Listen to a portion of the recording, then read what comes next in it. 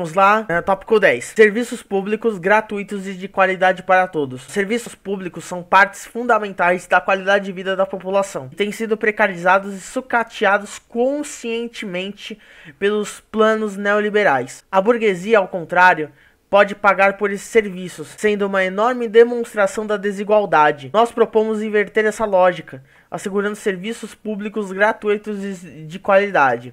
No caso, meio que já existe, né? O SUS, né? Seria o fortalecimento do SUS, né? O SUS tá bem precarizado, né? Mas enfim. A pandemia foi um teste duríssimo para a saúde pública no país, demonstrando a falência existente hoje, depois de décadas de sucateamento do SUS e privatização da assistência médica. O sistema chegou ao colapso em vários estados, sem vagas de UTIs, sem oxigênio e anestésicos. Seria muito pior se não houvesse o SUS, uma conquista do povo brasileiro, que vem sendo detonada por décadas de planos neoliberais. Isso porque o SUS passou por FHC e passou por Temer, né?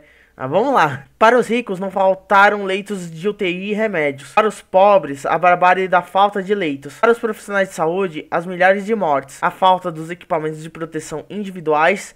A sobrecarga duríssima de trabalho. No meio do caos, setores da medicina privada, como a Prevent Senior, enriqueceram, como fruto da associação corrupta com governos municipais, estaduais e o federal. Vários grupos empresariais cresceram, duplicando ou triplicando seu patrimônio. O dono da rede Dora de Hospitais, Jorge Mol Filho, se transformou no terceiro maior bilionário do país em 2021. A morte de centenas de milhares de pessoas é fonte de lucro para a burguesia da saúde. Nossas propostas: completa estatização da saúde, com a expropriação dos hospitais e grupos privados de saúde. Eu concordo, super concordo, né? Porque apesar de existir o Sistema Único de Saúde, que é o SUS, né? Há uma espécie de privatização suave, né?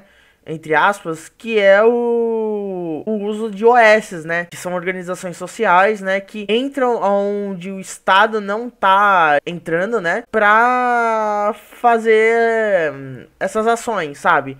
Por exemplo, no campo da saúde. Coisas que o SUS acaba não fazendo e que deveria fazer, inclusive, acaba sendo feito por organizações sociais, né? As OS, que são geridas ou administradas pela iniciativa privada, né? Então, isso não acontece só no campo da saúde, acontece na educação também, principalmente, né? E isso acaba gerando problemas, né? No serviço público, né? Acaba gerando, por exemplo, funcionários terceirizados, novas categorias de trabalho, né? Público, entre aspas, onde os profissionais do serviço público basicamente só são classificados como profissionais do serviço público no nome, né? Porque na prática não, né? E acaba aos poucos desmantelando a ação estatal dentro desses setores-chave, né? Como na saúde e educação, como eu falei agora há pouco. Mas vamos lá. Aumento das verbas para a saúde, acabando com o sucateamento do SUS e os baixos salários dos profissionais. Quebrar todas as patentes que hoje se encontram nas mãos dos grandes laboratórios de vacinas e remédios necessários à população para garantir acesso a toda a população, né? Aí já entra no lobby da indústria farmacêutica, que é uma bosta isso aí. Que por causa disso, remédios que poderiam simplesmente salvar a vida de muitas pessoas mesmo acabam não salvando, né? Porque são remédios que geralmente são novos, né? Os remédios geralmente são novos que custam muito dinheiro e que a patente pertence ou a um monopólio ou oligopólio. Então, enfim, super de acordo com isso. A decadência da educação é parte da decadência de todo o país. Existe um sucateamento da educação pública com verbas muito abaixo das necessidades, desde o ensino fundamental até as universidades. Os professores e todos os funcionários da educação são atacados com baixíssimos salários e condições de trabalho. Junto com isso, cresce uma burguesia da educação, com grandes grupos privados se aproveitando da crise da educação pública. Nós defendemos educação pública gratuita e de qualidade para todos, em todos os níveis, do fundamental às universidades, né? Aqui eu espero que eles estejam falando também da universalização do ensino superior, né? PSTU. Vamos lá. Defendemos o aumento das verbas para a educação, pela expropriação dos grupos privados da educação, acesso livre às universidades, Expansão qualitativa do investimento para a produção de conhecimento no país, na produção científica e tecnológica nas universidades, mas também para além delas. O transporte público no país é, em geral, um desastre, caríssimo e de péssima qualidade. Os metrôs, quando existem, não cobrem boa parte das cidades. Os ônibus muitas vezes são velhos e desconfortáveis. No caso de São Paulo, acho que é a única cidade onde o metrô chega em boa parte da cidade, né? Não na cidade como um todo, né? Porque, enfim, mas chega até em bastante lugares da cidade, mas os ônibus de São Paulo são uma bosta mesmo. Enfim, as empresas que exploram o transporte público ganham fortunas. O povo gasta parte importante de seu salário e 3 a 4 horas de seus dias para ir e voltar do trabalho. O transporte é um direito público e como tal deve ser garantido. Muita gente fala, por exemplo, aqui em São Paulo, mas é MTU, né, MTU estatal. Mas aí quando você vê, elas dão subsídios pra empresa privada gerir o transporte. Aí não adianta muito, né, também. Vamos lá.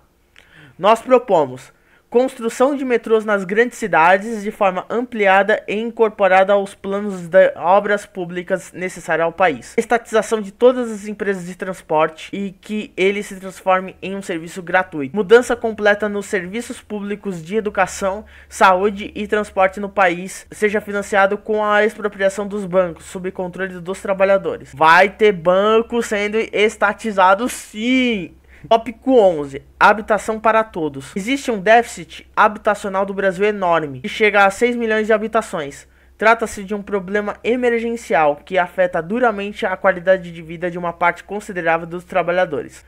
As ocupações de terrenos pela população desesperada são respondidas com violenta repressão policial. Existem seríssimos problemas de saneamento, esgotos, abastecimento de água e iluminação dos bairros populares. Existem 31,3 milhões de pessoas que não têm acesso à água encanada. 74 milhões, que é 37% da população, não têm acesso a esgotos. Da mesma forma, faltam equipamentos urbanos básicos como escolas e unidades de saúde, lazer, esporte e cultura. Essa brutalidade ocorre em um país que tem uma das maiores economias do mundo. Realmente, né? Para um país que tem um PIB como o do Brasil, é foda, né? Aí tem liberal associando qualidade de vida da população brasileira pelo PIB.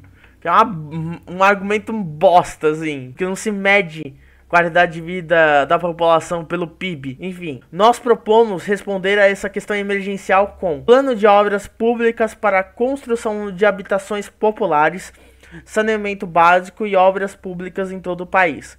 Esse plano pode absorver boa parte dos desempregados e, no caso também, dos moradores de rua, né?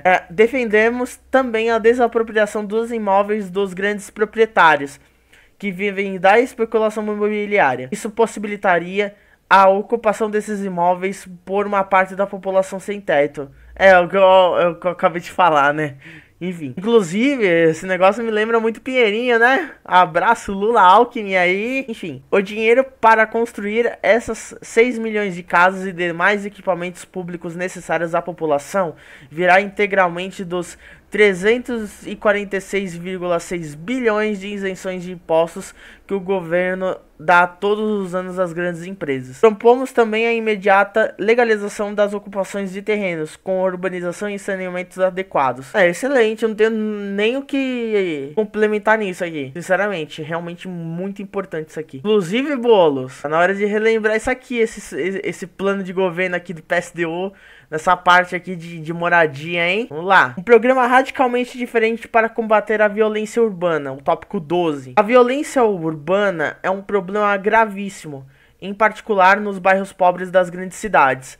O povo pobre sofre uma tripla ameaça das gangues do narcotráfico, das milícias e da polícia. O tráfico de drogas gera uma burguesia lumpen, né, que movimenta bilhões, corrompe a polícia, recruta a juventude e controla regiões inteiras. A polícia corrupta e violenta invade os bairros, assassina a juventude negra e nunca, jamais acaba com o tráfico de drogas. Na verdade, eles até fomentam, né, de certa forma. As milícias substituem as gangues do narcotráfico com outras gangues, com policiais e ex-policiais transformados em bandidos. Quem sofre as consequências dessa realidade é o povo pobre, em particular a juventude.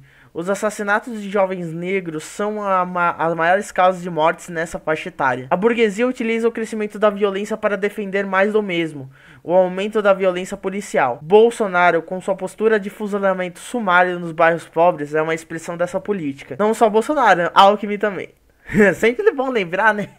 A violência urbana é um subproduto do desemprego, subemprego e da criminalização das drogas. Nós propomos inverter essa lógica. Por um lado, defendemos o pleno emprego, o fim da precarização do trabalho e aumentos salariais, que junto às oportunidades reais de educação e lazer, deem uma alternativa para a juventude. Por outro lado, defendemos a descriminalização das drogas. Está comprovado que sua ilegalidade não reduz seu consumo. O exemplo da lei seca nos Estados Unidos é categórico.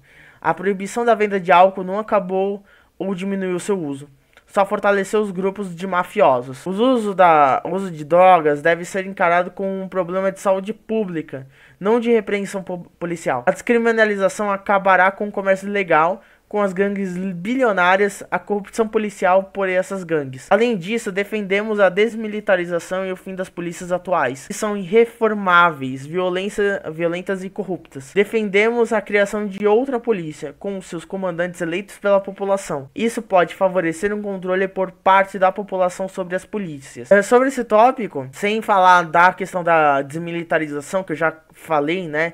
Antes, essa questão da guerra às drogas é exemplo de como o Estado capitalista, né, o sistema capitalista falhou, né, e vai continuar falhando, né, porque essa guerra às drogas só serve pra manter as pessoas pobres, principalmente as pessoas pobres da periferia e favela pretas, sendo oprimidas, principalmente pelo braço armado do Estado, que é a polícia, né. Então, é porque quando a gente fala dessa questão de combate às drogas, a gente nunca vê esse combate às drogas feito, por exemplo, aqui em São Paulo, sendo feito no Itaim Bibi, sendo feito em Pinheiros, sendo feito na Vila Olímpia, né? Porque eu já trabalhei na Vila Olímpia, por exemplo, e o pessoal vive usando maconha, sabe? Vive usando droga. Só que não tá lá a polícia pra descer o cacete na classe média. Ou na classe média alta, enfim. Vai lá sei lá, vai no Jaçanã, que é no extremo norte de São Paulo. Vai nas periferias. Vai pelos lados do Capão Redondo. Vai pro extremo